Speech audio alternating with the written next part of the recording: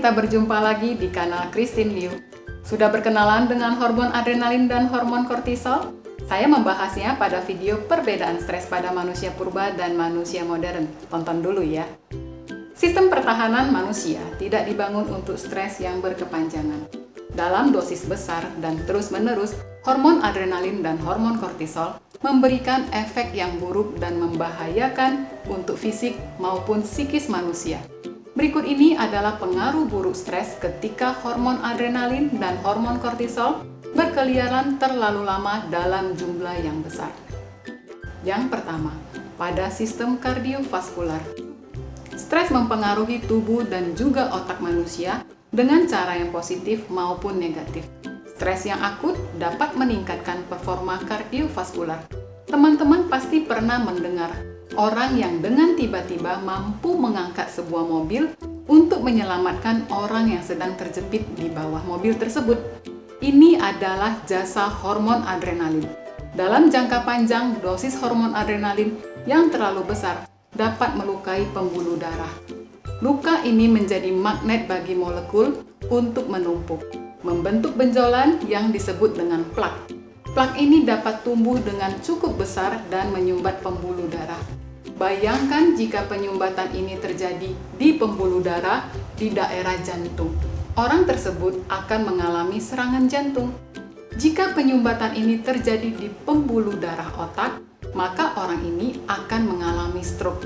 Maka tidak mengherankan bahwa stres kronis dapat meningkatkan risiko untuk mengalami serangan jantung dan stroke. Cukup mengerikan ya.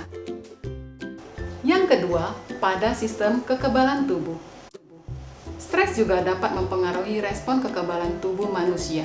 Pada awalnya, respon stres membantu tubuh dan memperlengkapinya dengan sel darah putih, mengirim mereka untuk bertarung di bagian tubuh yang paling rentan, misalnya kulit. Stres akut bahkan dapat membantu tubuh untuk merespon flu dengan lebih baik.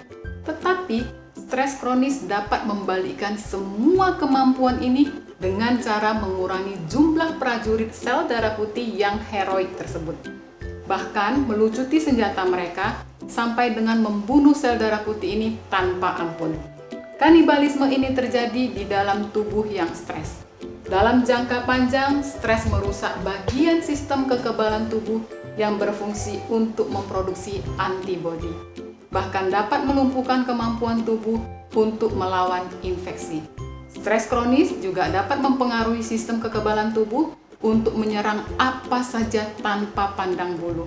Bahkan ia dapat menembaki target yang tidak menyerangnya sedikit pun. Misalnya, ya tubuh itu sendiri. Maka tidak mengherankan jika orang yang mengalami stres kronis menjadi lebih sering sakit dari biasanya. Bahkan bisa sangat sering. Bahkan orang-orang dengan stres akut dapat menderita autoimmune disorder.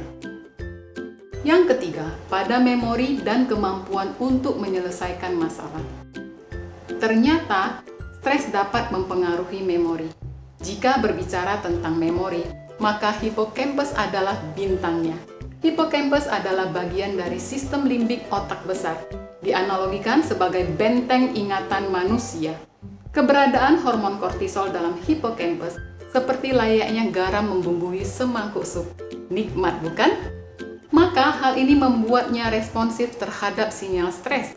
Jika stres tersebut tidak terlalu berat, otak malah menjadi bekerja dengan lebih baik dibanding dengan saat tidak sedang stres. Kemampuan bertahan hidup manusia dapat bergantung pada kemampuan ingatannya atas kejadian yang membahayakan dan yang tidak. Bayangkan jika seseorang tidak bisa mengingat pengalaman hidupnya yang pernah membahayakannya, maka ia cenderung akan mengulangi kembali. Jika ini terjadi pada manusia purba, yang ia tidak ingat bahwa harimau adalah binatang buas yang berbahaya, tentu spesies manusia saat ini sudah punah.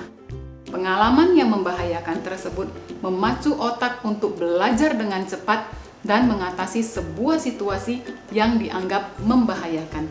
Sayangnya, apabila stres tersebut sangat berat dan berkepanjangan, maka hormon kortisol yang tadinya membuat proses belajar lebih cepat ini malah membuat proses belajar memburuk. Orang yang stres tidak mampu berhitung dengan baik. Mereka tidak dapat memproses bahasa dengan efisien sehingga cenderung mudah salah paham. Mereka tidak bisa mengingat dengan baik untuk ingatan jangka pendek maupun ingatan jangka panjang. Orang yang stres menjadi sangat lamban dalam beradaptasi. Kreativitasnya menurun sehingga tidak bisa menyusun rencana dan strategi dengan baik. Bahkan kemampuan mereka untuk berkonsentrasi juga menurun. Semua hal ini berkaitan erat dengan kemampuan mereka untuk menyelesaikan masalah. Jika teman-teman punya pertanyaan seputar stres, silakan tuliskan di kolom komentar. Saya akan membahasnya di video berikutnya. Sekian video hari ini. Terima kasih sudah menonton. Jika suka silakan like, komen, dan bagikan ke teman-teman yang lain. Dukung kanal ini dengan klik subscribe dan aktifkan lonceng notifikasinya. Terimalah sugesti positif dari saya. Semakin hari, Anda semakin bahagia, sehat, dan sukses. Demikianlah adanya, demikianlah kenyataannya. Saya Christine Liu, sampai jumpa.